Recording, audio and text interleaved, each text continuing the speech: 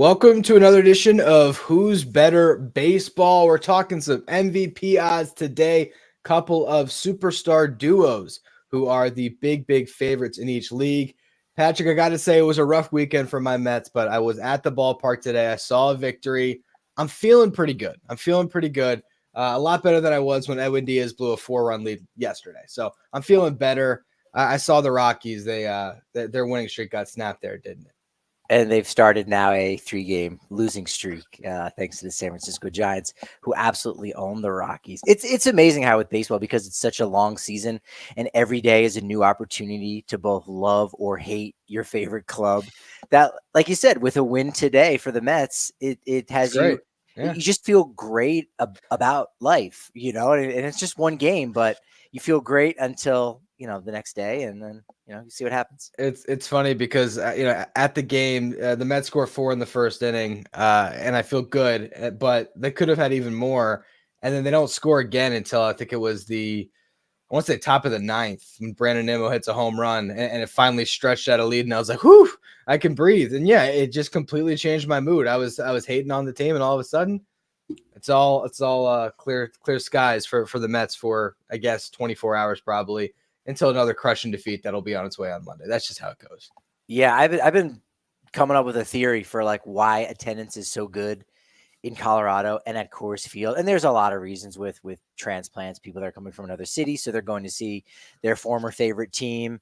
Denver is just a vacation destination for people in the summertime, and what better to spend your time at one of baseball's true cathedrals, right? It's already the third oldest ballpark in the National League. Think about that. But there's another element too about like Rockies fans who some of them kind of want to stay away and not put money into the owner's pocket. But it's also the Rockies have always played really well at home. And I think more times than not, if you go to a Rockies game, you're going to leave with a nice buzz because your team just won. And now, let's get tickets for that next game. So it is amazing how that works. And yes, third oldest in the National League, only Wrigley and Dodger Stadium. Oh, That's dude. it. You know what? Now no one's gonna believe me, but I was thinking the whole time in my head. I'm like, who are the two? And I had it. I did have it. I was like, I believe you because I saw the look on your face. I saw you going. Yeah, I was like, hold on. Yeah, I mean, Wrigley was the obvious one, but to me, I was like, I'm like, it's probably Chavez Ravine, probably. So It's yeah, the 10th oldest I think it's like the 10th oldest in baseball. It might even be 11th oldest, actually. That's But kind of crazy. If you sort it with the National League in mind, you go, wow. And so they've done a really good job keeping it up, and it really is a beautiful ballpark. I went when I was like 4 years old. So even though technically I've crossed it off as far as the 30 stadiums, I got to get back to that one. But let's get into our topics for the day. And we're going to start off talking about some New York Yankees. Who's better, Aaron Judge or Juan Soto? Now, Juan Soto was the clear answer for the good portion of the season, but Aaron Judge reminding us he's still the big dog in town. He has been unbelievable as of late. You look at what Aaron Judge has done. I sorted the stats here from April 24th. That was when he hit his, I believe, fourth home run of the season. Over the last 23 games, Aaron Judge is hitting 363, 500 on base percentage, 9 home runs, 813 slug. He is leading all of Major League Baseball with an F4 of 2.2. So I ask you, Patrick, who's better, Aaron Judge or Juan Soto? Man, you're setting me up to fail here, but that's okay. That's what makes this so much fun. I think the answer is still going to be Juan Soto. He is that guy in the lineup, which, with Judge batting behind Soto for much of this season, it's going to set Soto up for success. But as you just pointed out, Judge has been the dude absolutely doing it with 10 homers in the last month, 21 RBI. So he's definitely outplaying Juan Soto in that capacity. Now, Judge isn't a great defender, despite the fact that he's playing in center field at 6'7". Like, we just haven't seen a guy like that. That being said, Juan Soto is an even worse defender, I think. So, Judge might not get a chance to show off the arm, quite that much, or make some dazzling plays out in center field and rob home runs, which we do see a lot of times from some other center fielders. But even still, I have to put the money on Juan Soto, who has maybe cooled down, and yet, again, over the past 30 days, still has an OPS of 887, still has the 6 homers, is still almost walking as many times as he's striking out. So both these guys are doing great. but I'm still going to lean on Juan Soto right now. I actually think I would take Judge in this equation because you look at the season stats and it's remarkable how quickly Aaron Judge gained ground. He has Soto on home runs by 1 now. RBI, Soto has 37, Judge has 30. But remember, there was a big portion of the season where Aaron Judge was one of the worst hitters in the Yankees lineup. I mean, the first couple weeks of the season, he couldn't buy a hit and he was striking out a ton. All of a sudden, he has just found his way back to being Aaron Judge. Juan Soto, you'd say, all right, well, he's going to get on base at a better clip.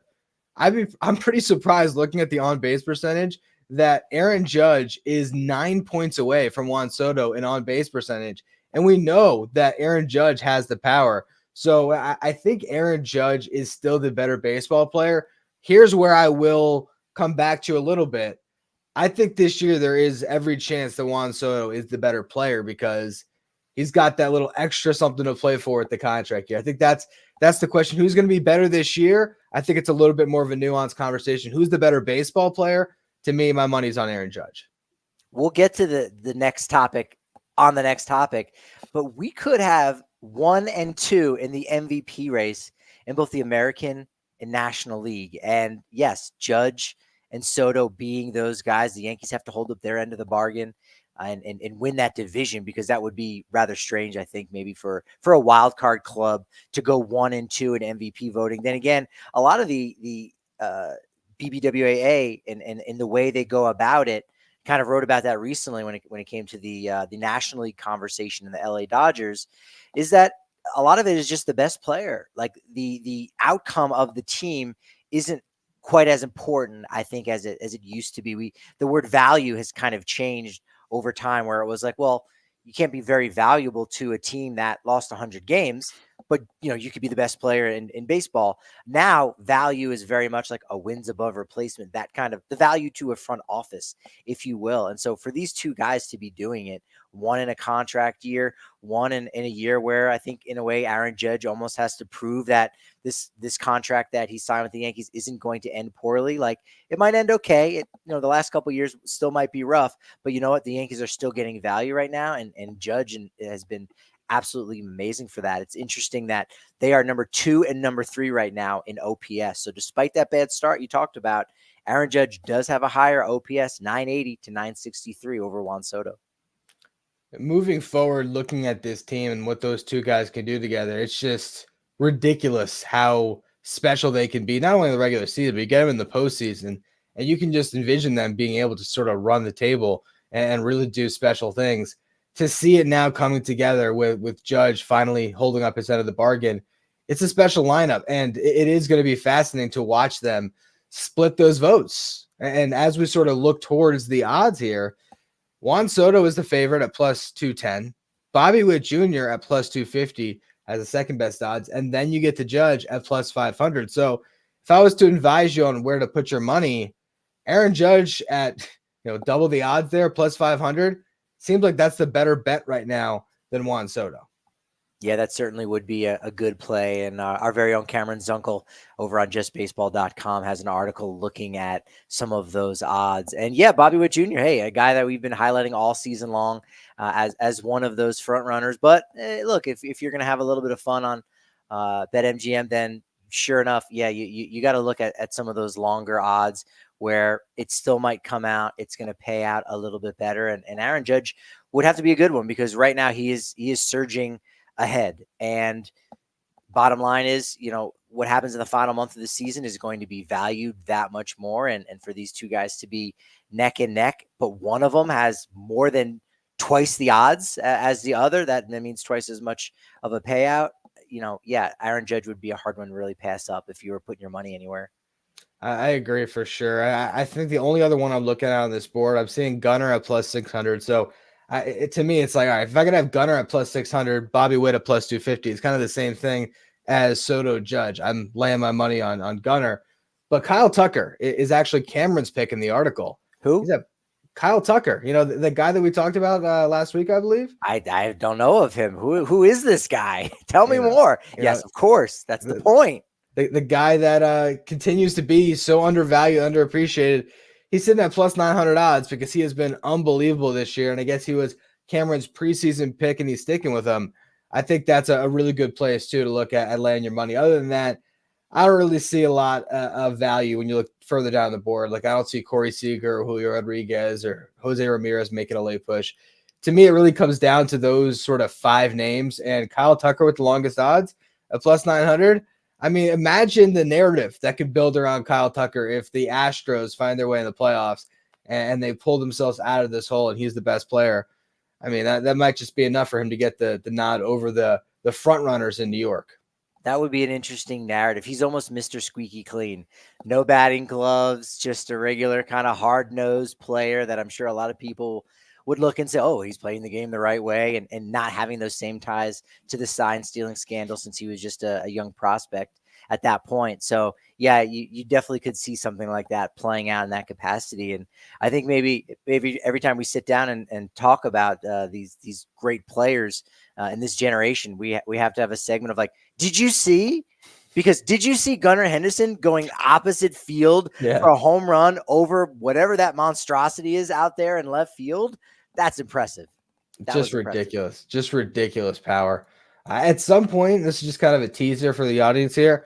I want to do a show where we basically just have essentially, it'll probably tie into the All-Star break, but kind of our own like fantasy draft where we almost select all the representatives for each team. We just, once you pick a guy, the team's eliminated, and I'll be pretty fascinated to see how it all kind of shakes out. But yeah, Gunnar Henderson, there's so many shortstops between Gunnar, Bobby Witt, Elly De La Cruz. We'll talk about a little bit more later down the line today.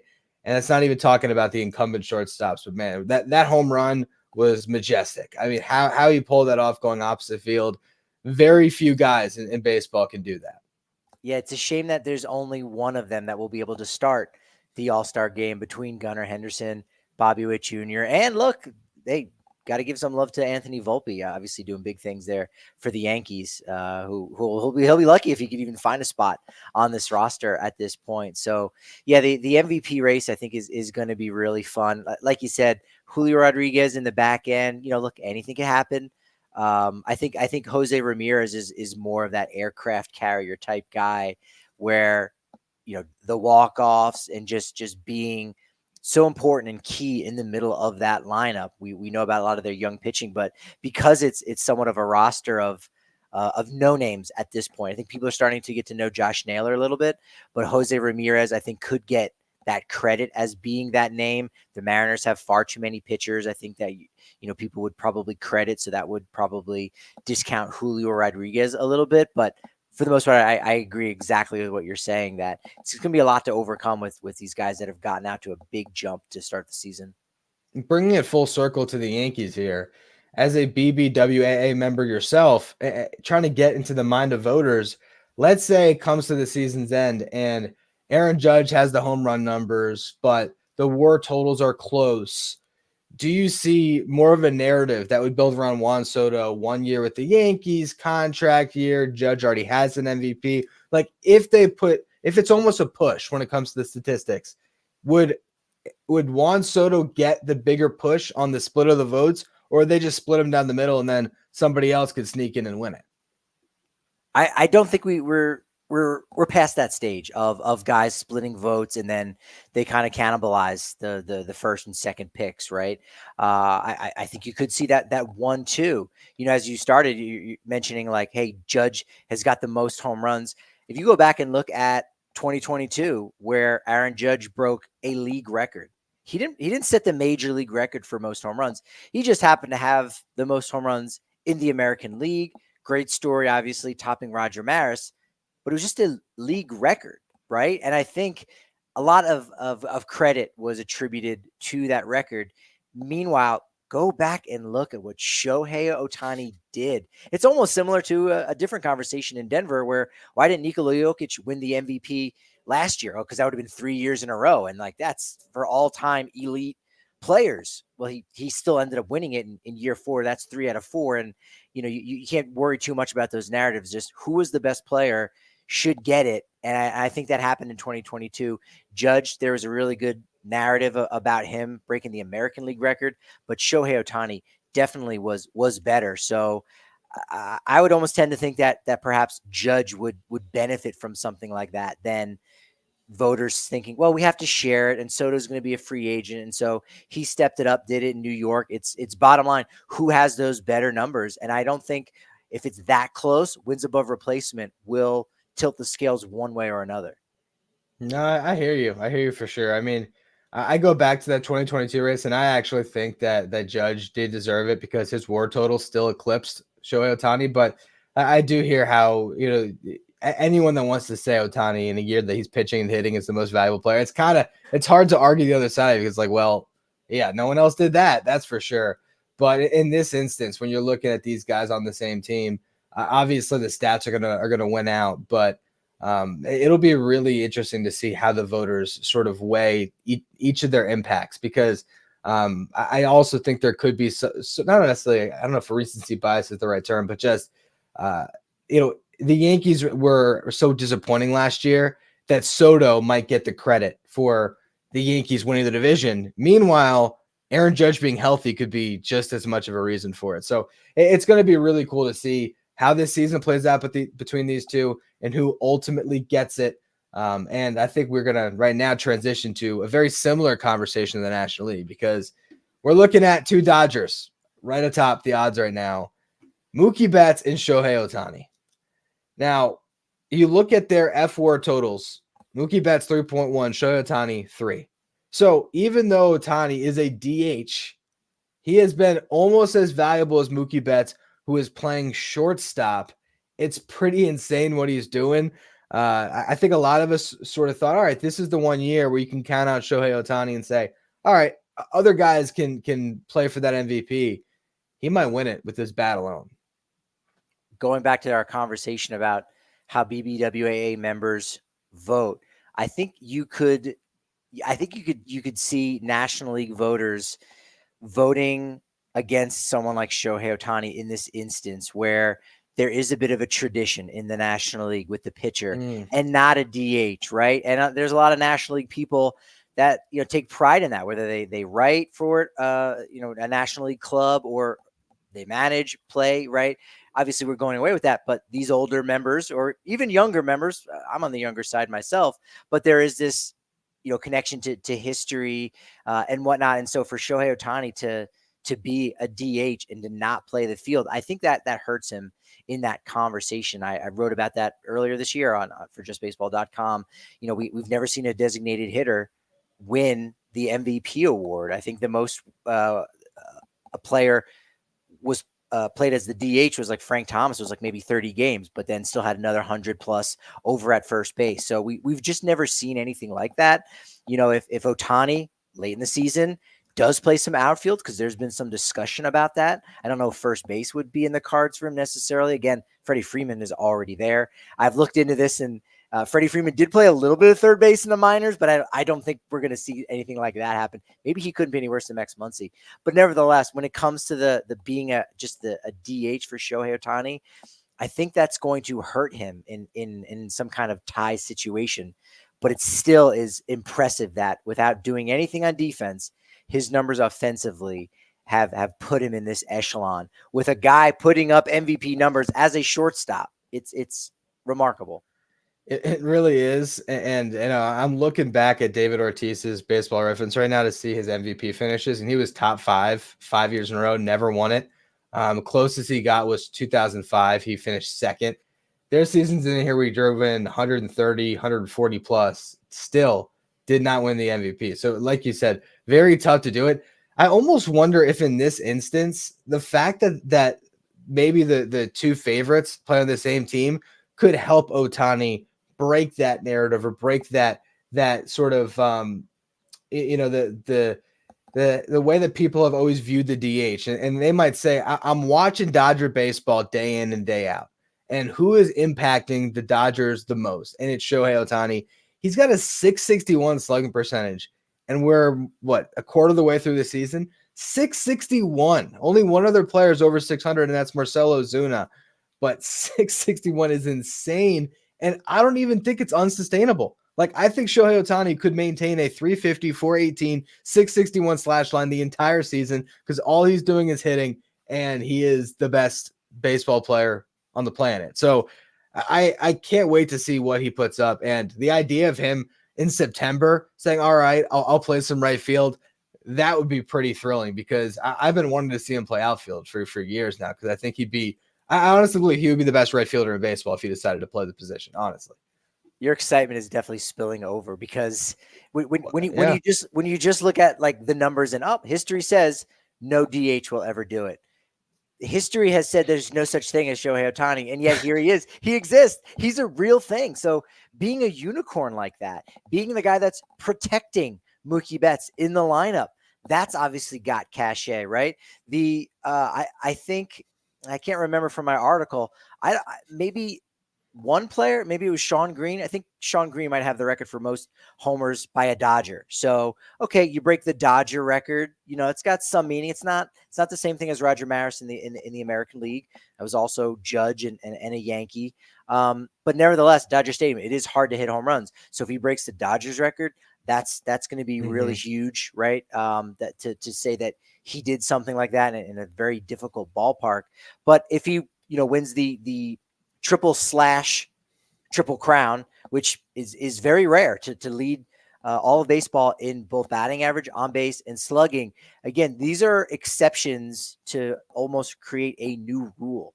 And so if Shohei Ohtani can do these things and check off boxes that nobody has ever checked off before in this same way, I think that could allow an exception and say, you know what, we do need to have a designated hitter as the most valuable player. Because bottom line, he was the most valuable player. It's absurd to think about what he can do this year and those numbers that he can set. And I really hope he does push the envelope and really make these voters think about it. Because if you get to the end of the season and these two guys, Betts and Ohtani, are sitting with very similar WAR totals, where WAR is constantly deducting him for being a DH, and his offense is just that good that it keeps that margin thin. Yeah, again, if you're watching this Dodgers team and Mookie Betts is great, but the best hitter and the best player day in, day out is clearly Shohei Ohtani, he might just win it. But at the same time, you also have to acknowledge who Mookie Betts is in this equation. And the fact that the dude went from right field to shortstop, we should give him some love too, because there's a reason he's the favorite right now for the MVP with plus 165 odds. And it's because that transition and the burden that he is taking on this team is huge. I mean, he's out there every single pitch. So we do have to acknowledge Betts is absolutely a favorite in this race. Yeah, he's still tops. Again, go over to justbaseball.com, check out Cameron's uncle's article on that. And in fact, it's 2-to-1 odds as far as Shohei Ohtani is concerned when compared with Mookie Betts, right?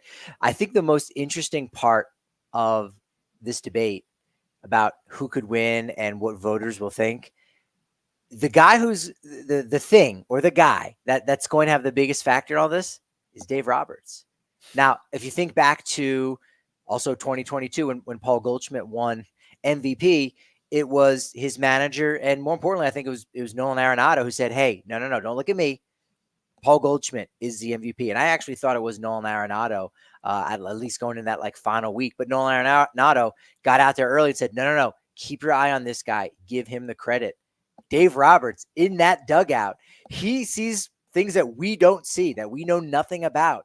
And if Dave Roberts is saying, well, look, the reason why we won 104, 105, maybe it's only 100 on the nose, he's going to be the one who says, without Shohei Ohtani in this lineup, well, maybe we'd only win 98 games. Okay, so you don't feel too bad for Dave Roberts. He's fine either way. But if Roberts comes out and stumps for one guy over the other, that's your MVP. End of discussion. And the thing about it too is, as much as you could argue for either guy, and you wonder who the Dodgers would side with, it's not just the same typical MVP. Each of these guys have won one, but there's only been one player in MLB history who has won in the American and the National League. And all of a sudden, it could be either of them. Either of them can take a piece of history, and it feels like this is like maybe they would, give the nod to Betts in-house, knowing that there's MVPs coming for Shohei Ohtani. Because when he starts pitching again, who's going to be the MVP of the Dodgers? Who's going to be the MVP of the National League? He's going to have that award on lockdown if he gets back to who he was. This might be the year for Betts to do it, but it is another wrinkle you throw into the mix here. One of these guys is going to make history. I guess the question we'll have after that is, do you pick anybody else from the field? Because I have a hard time seeing anybody win that's not wearing Dodger blue. No, I can't see anyone else. Here, look, going back with what you were saying there, what about and the thought process of Dave Roberts and the coaching staff, but really it's Dave Roberts. They have they talk baseball all day long. That's what they do. Does Ohtani go to Roberts to say, I want you to give the credit to Mookie? Don't make it me. And does Mookie get there first and go, no, I'm not the guy. I want Shohei to have it and win it in both leagues, like you said, and doing it in back-to-back seasons on top of that, which has never been done at all. So it'll be interesting to see, who's the nicer guy, maybe to push their manager in that way. But every other team that's going to be in this conversation for National League MVP, it's really just one guy doing it, right? I mean, I think maybe in Atlanta, you might make a case like, well, Marcell Ozuna has been really important to Atlanta, in addition to Ronald Acuna Jr. But other than that, if you're over on justbaseball.com looking at Cameron's article, you see one guy from every team. You also see Freddie Freeman, but it's just one guy from each club that's really lifting the team up to a new level. That is a true MVP. And for those guys, they're not going to have to share any votes whatsoever.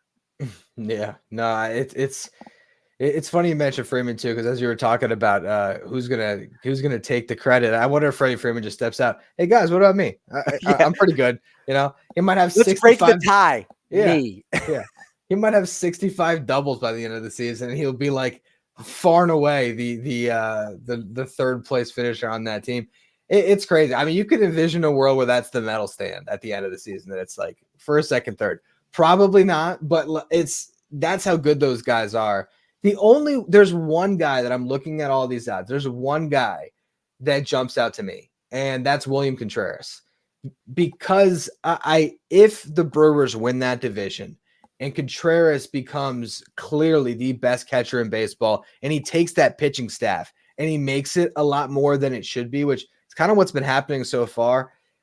There might be a narrative that can be built there, but I have a hard time even buying into what I'm saying, because I just think the numbers are going to be so insane with Betts and Ohtani. But if there was one other guy on this board, I would probably say William Contreras, other than Elly De La Cruz stealing like 120 bases by the end of the season. It has insane video game numbers, but those are the guys I'm looking at here.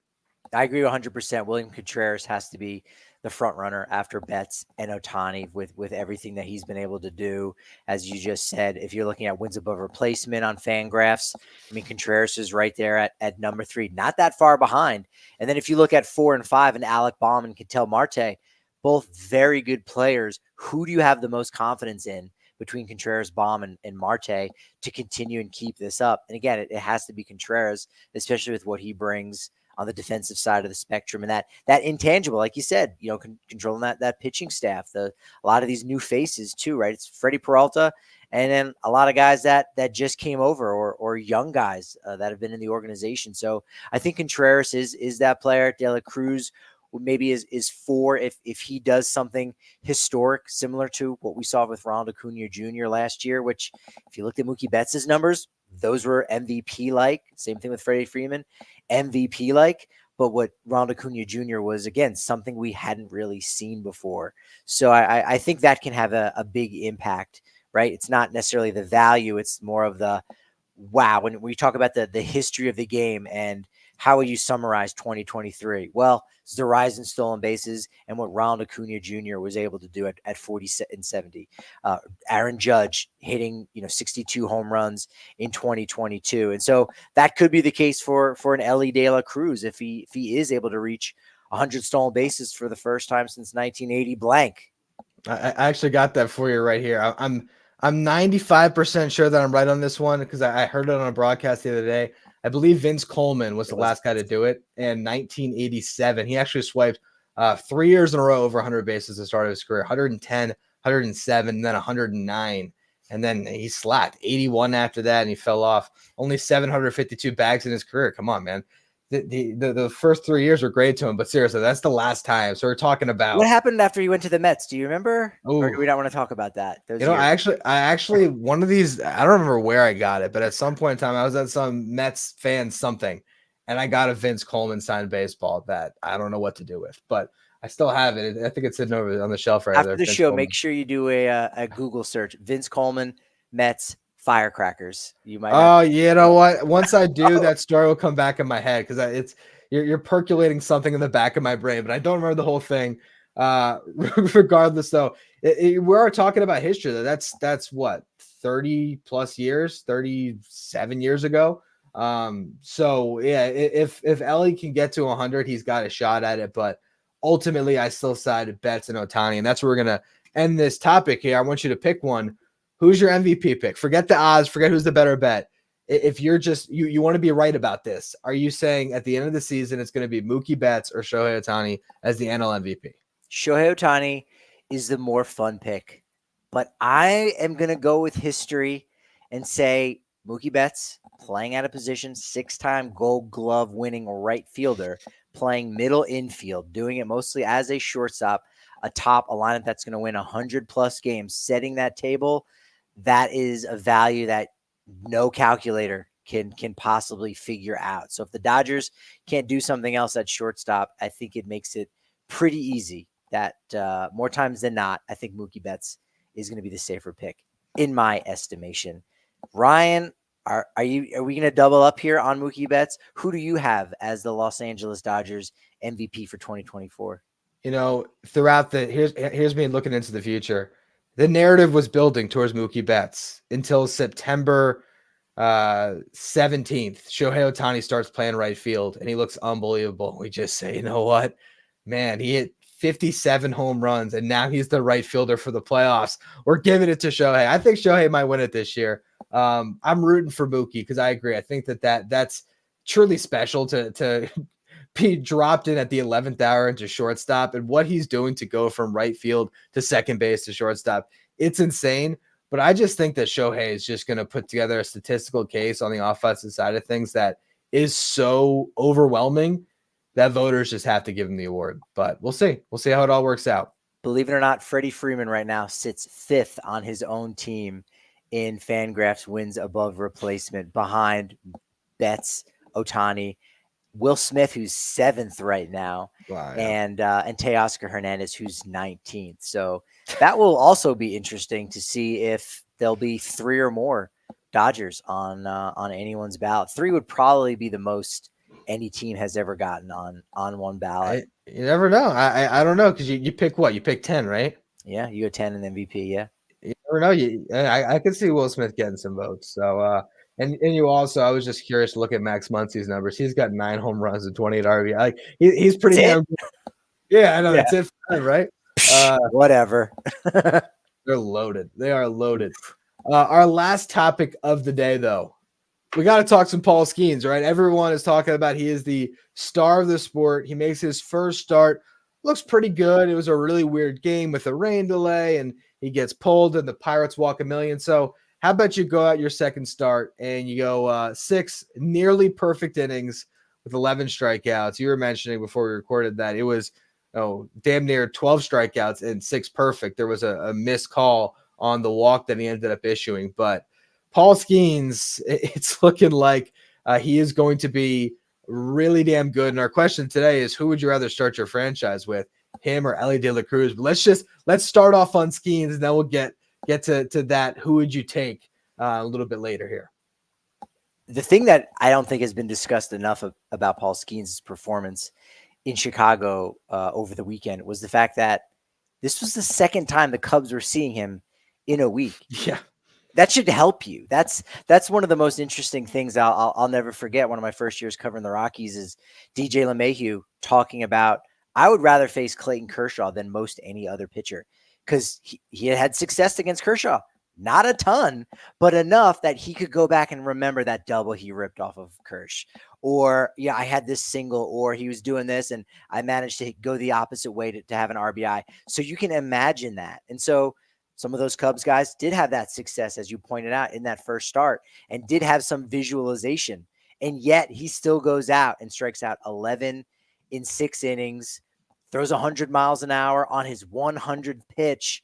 Like, that is unbelievable. So, say a prayer for any team that's seeing Paul Skenes for the first time, because they're going to be in some serious trouble. So Paul Skenes, incredible. I'm not ready yet to say best mustache in baseball because I think that still sits on my top lip.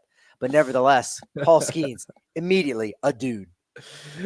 Yeah, I hate to knock Paul Skenes because he's winning in life in a lot of ways, but I'm just gonna point it out. The acne takes away from the mustache. I'm sorry. I'm just saying it. I hate to throw that much shade, but it does to me.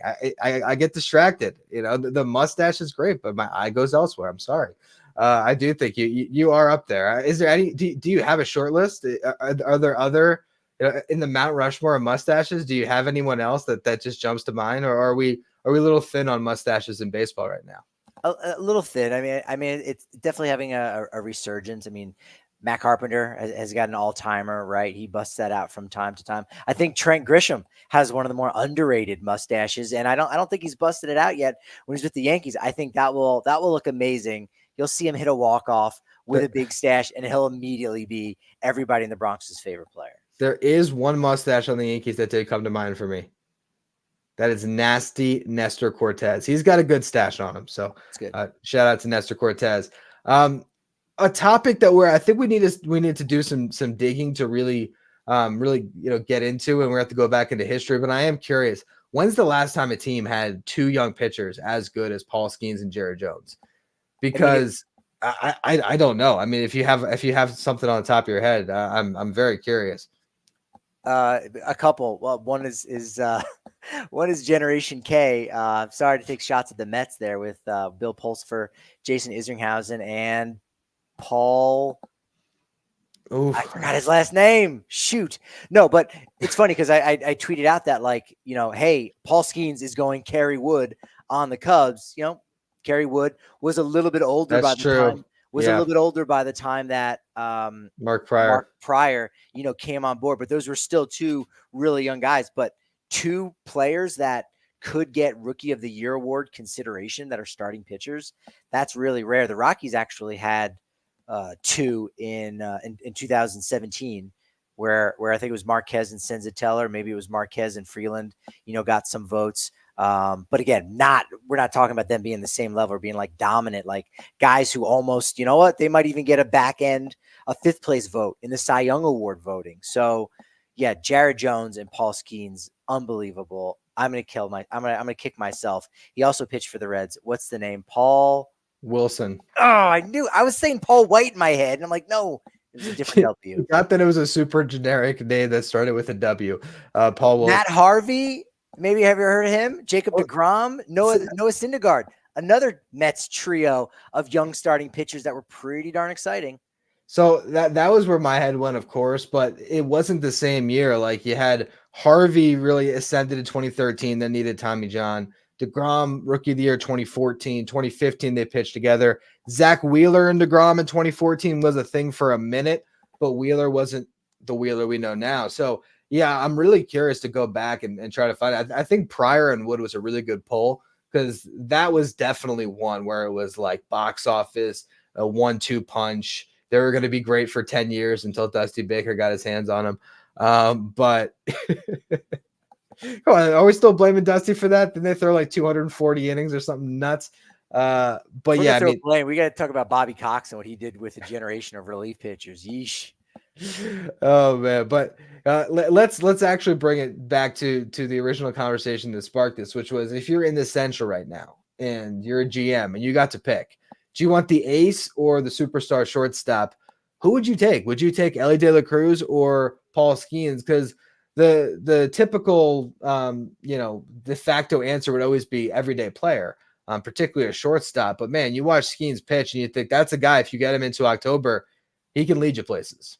21 years old, doing something we've literally never seen before. Now, him going 6 innings in his second start and striking out 10 plus. Forget what the details were in that, but David Clyde, I think in 1973 with the Texas Rangers, whereby he was a guy who also debuted within a year of being drafted and having that kind of success. But as soon as you throw in the strikeouts, you throw in the no hits, you say literally no pitcher has ever been drafted and it's come up and has had such a dominant start within 1 year. This time last year, he was preparing for exams at LSU. Like, think of it in that capacity. Like, that's as great as it was for someone like Wyatt Langford to make an opening day roster. It's a little bit different, I think, with position players for what Paul Skenes has been able to do on the pitching side and doing it, throwing 100 miles an hour on his 100th pitch. That has so much value in the game today. But I love what you just said there. Playing every single day, I think, is a major factor. And we know too much right now. We know too much from the first month of the season. Players that are throwing that hard, that late into the game, you really worry about what's going to happen with them over the next couple of years. Now, that's not to say Paul Skenes isn't going to have a better career, but if we're looking at maybe the next year, you could cross your fingers and Paul Skenes will be healthy, but then maybe something unfortunate will happen in 2026, and you go, well, now I'm glad I got Elly De La Cruz for the next 18, 20 months because he's not on the shelf with Tommy John surgery, which I say that. And then again, if you've seen Elly De La Cruz throw a ball from shortstop, maybe he'd be more of an internal brace, the new Tommy John surgery where you can come back a little bit quicker. But I think I would rather have Elly De La Cruz, despite the fact that Paul Skenes is in line to do things that we've never seen out of a 21-year-old who's just drafted before. It's to me that it's still the easy answer to go Elly, and I think I side with you on that. Speaking of the whole injury thing, I don't know. Did you see the guy that had the signs for Skenes? I can't remember if it was his debut or a second start, but somebody named TJ brought a sign to the ballpark that said like TJ loves Skenes or something, and it was like, dude, like you can't bring that to the park, man. What are you doing? I could be wrong. I'm 95. I remember seeing that on social media when it has like, man, that's crazy. But it's that elephant in the room. And it's crazy because now it's become not a matter of if, it's when with all of these guys. Like we just feel like, all right, Paul Skenes over the next 10 years, at some point it's going to happen. And it's horrible that it's almost like you're wishing it on a guy, which no one is, of course, but it just feels like the harsh reality when you have a guy that is throwing at that velocity. And I know I was watching before his debut. I watched his interview on the Call Up with Jack McWillan for Us at Just Baseball, and he was talking about a lot of different things. But he was asking him like how he maintains velocity, and he said pretty bluntly like, I'm throwing as hard as I can the entire start, and that's the connecting fiber to all these injuries. So I hope it doesn't happen. But yeah, it's hard to. I don't know where you would take Paul Skenes in Major League Baseball in a fantasy draft if you were a GM and you actually got these guys for 10 years because of that just reality. Yeah, it's true. And you said at some point in 10 years, I'd argue at some points in the next 10 years, right? Right. It's unfortunate, right? But, I think that's maybe one of the reasons why Pittsburgh is moving so quickly with promoting him. And again, look, proof is in the pudding. He's been dominant. So he deserves a spot there. But it's also, look, if there's only so many bullets in the chamber, you might as well have those at the major league level, kind of work those things out, maybe curry a little favor between him and his agent, say, look, we got you up here to the show. It does mean you're going to, become a free agent a little bit sooner, extension, et cetera, et cetera.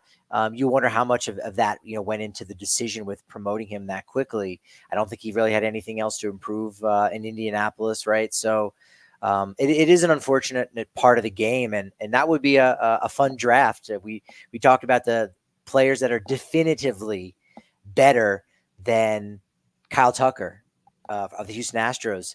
If we did the same thing, I think we might even find a slightly shorter list, players who are prospects who are definitively better than Paul Skenes or have a brighter future definitively, right? Because there's going to be a lot of guys you might tie and say, I'd rather take my chances with Skenes, whereas maybe Elly De La Cruz might be one of the few players at, say, 23, 24 or younger that you'd say, no, Elly De La Cruz might be a little bit safer of a pick, equal footing as far as just the overwhelming talent goes. After that, it might be hard to make a case over one guy over another, depending on where we put that age limit at. Honestly, I'm even thinking if we were to do a draft and say you get one pitcher for the next 3 years, and you just have to pick. There you go. I like that. I honestly don't know how many names you would take before a Skenes. I mean, I think there's a couple guys like like Zach Wheeler, you feel like maybe he's a guy that has already had his Tommy John. Maybe he's figured some things out. But Spencer Strider probably would have been atop that list a couple months ago. Now he's not. Garrett Cole. We're still kind of waiting to find out what's going to happen. Nope, not Garrett Cole. It's crazy how much it can flip. I honestly think that if you really nailed down GMs on that, I feel like Yoshinobu, Yamamoto, and Skenes would be 1 and 2 in that, just because of their youth and thinking, all right, maybe you'll avoid it for a little bit. But yeah, if you're taking stock in a pitcher for the next 3 years, I agree. I think that list would actually be shorter than how many names we found before Kyle Tucker. I think he'd probably be top 5, honestly, in baseball, which is nuts because he's made 2 starts. Wow, it only took a week before the Kyle Tucker show became the Paul Skenes show. All right, that's fine. It's crazy. Baseball moves fast. It does. Speaking of baseball moving fast, we will be back for another show later on this week. So make sure you're following us wherever you get your podcasts. Hit that subscribe button, Apple, Spotify. We appreciate all of you who tune in that way. Find the YouTube channel. We're going to do some exciting things over there. Continue to break up the show so people can see the individual topics that we talked about. We'll do our streams twice a week as we have been. And you can follow us on Twitter at Who's Better BB. We'll be back on Wednesday or Thursday this week. Appreciate all of you who tuned in to the stream.